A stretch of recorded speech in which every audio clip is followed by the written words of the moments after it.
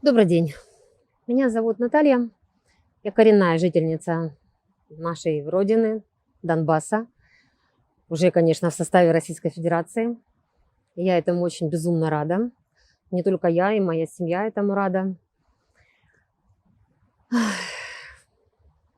Ну, Можно сказать, в принципе, что я, наверное, основатель этой революции. То бишь, если брать по 2014 году, что я никогда не забуду, когда я вышла на площадь Ленина и остановила машины руками. И мы тогда пошли дальше. Дальше мы пошли на администрацию, и все это началось. Я помню все штурмы, я помню все митинги, я помню радость людей, особенно больше всего женщин. Очень были больше, конечно, рады женщины, наверное, потому что мужчины понимали, что они уйдут скоро на войну. А женщины, они руками голыми останавливали технику тяжелую, это тоже я все хорошо помню. Тяжело, конечно, все это вспоминать, потому что очень много с тех времен утекло времени, очень много прошло, очень много, вернее, я ребят потеряла от друзей своих. Я вообще начинала с Абакумовского блокпоста, я просто туда приехала. А приехала почему? Потому что, наверное, по зову сердца, потому что у меня дедушка был коммунист, он меня воспитывал по коммунистическим законам, я и на горохе стояла в детстве, и на гречке стояла в детстве. Да, из-за неправильную учебу я получала не ремнем, а я ПРом получала мягко по пятой точке. Вот, и офицерским ремнем получала. В общем, все это настолько я вот вспоминаю сейчас. Даже когда я в 2014 году встала и пошла на Абакумовский блокпост, мой отец тогда от меня не то чтобы отказался, но он был против. Потому что он понимал мою идейность, что я взяла оружие в руки. У меня тогда был командир, сначала был Рома Доллар, он уехал, мой позывной «Волчица». Между своих меня называли Машенька. Почему Машенька? Так, кратко скажу, с мультика «Маша и медведь», потому что где Машенька, там всегда какие-то приключения. То бишь я никогда не боялась ни на кого, никого не боялась, ни укропов не боялась, ни америкосов не боялась. Они сейчас говорят, что их тогда не было, они были уже тогда, они были в марте месяца 2014 года, когда я попала в плен под, в общем, Доброполье, село Кутузовка. Мы тогда приехали поднять Шахтерский край. А мы хотели услышать мнение людей, мы приехали туда, а там в поле уже стояли америкосы. Когда у нас есть видео, есть подтверждение тому, тогда меня снимала Катя Катина после освобождения оттуда.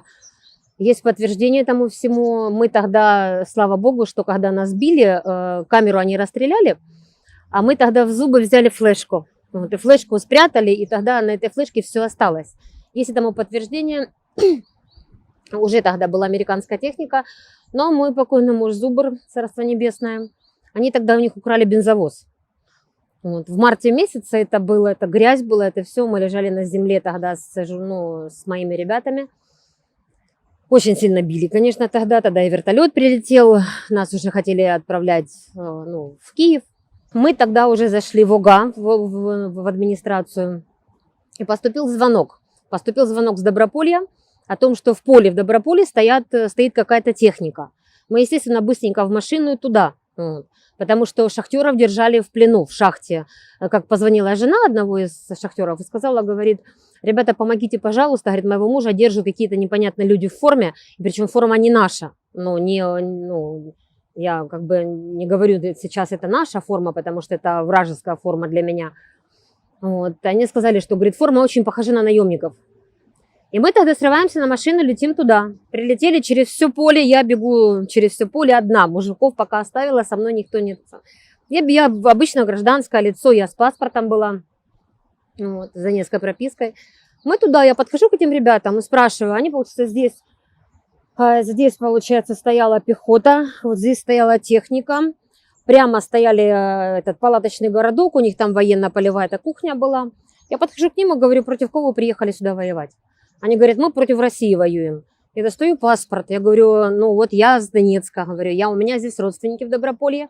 Где вы здесь видите российские войска? Говорю, я не российский наемник, говорю.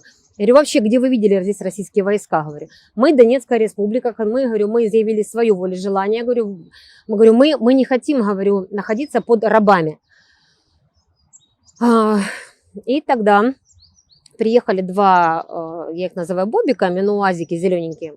Оттуда выскочили майор и полковник.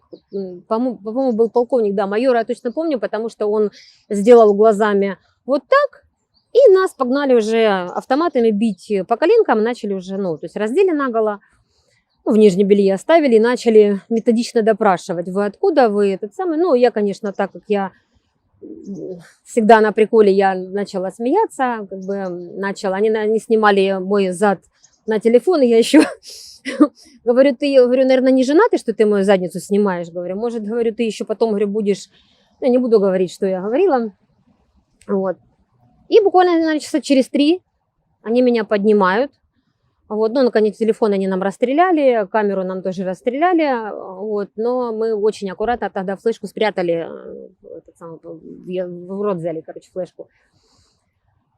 И тогда подходит это ко мне майор, и, ну, ногой меня пинает и говорит, кто ж ты, говорит, сука такая, говорит, что за тебя, говорит, у нас украли бензовоз. Ну, то бишь наших, получится, меня, а еще со мной прибежали 3 ребят, они тоже через все поле пробежали, их тоже тогда положили лицом, как говорится, в землю, вот, и они подошли тогда, начали пинать, говорит, одевайся, вставай, говорит, одевайся, говорит. Только, говорит, уходишь сейчас, говорит, не оглядывайся, иначе, говорит, ну... Ты же понимаешь, что у тебя будет. И не дай бог ты где-то об этом озвучишь. Кто здесь был? Я, естественно, ничего не боясь. Я прибежала, меня мой покойный муж Зубр, Царство Небесное. Они с ребятами этот бензовоз им отдали, но нас тогда они забрали. Я безумно за это была ему, конечно, благодарна, потому что вертолет уже тогда приземлился на этом поле. Вот, мы приехали, я сразу же дала интервью, вот мы эту флешку сразу же отдали, на этой флешке, то бишь, когда меня били, если бы меня били укроповским кирзачом, мне бы поломали позвоночник, как я вообще поняла, что это америкосы. Форма была именно америкосовская, песочка это тогда была у них, и берцы америкосовские, ну, то бишь натовские берцы тогда были. И между собой они тогда они не разговаривали вообще на русском. У них только английский язык был, либо были, то есть они показывали жестами и все. И тогда я уже поняла, что здесь уже далеко не укропы. Поэтому, когда сейчас говорят, что не только сейчас пришли, нет.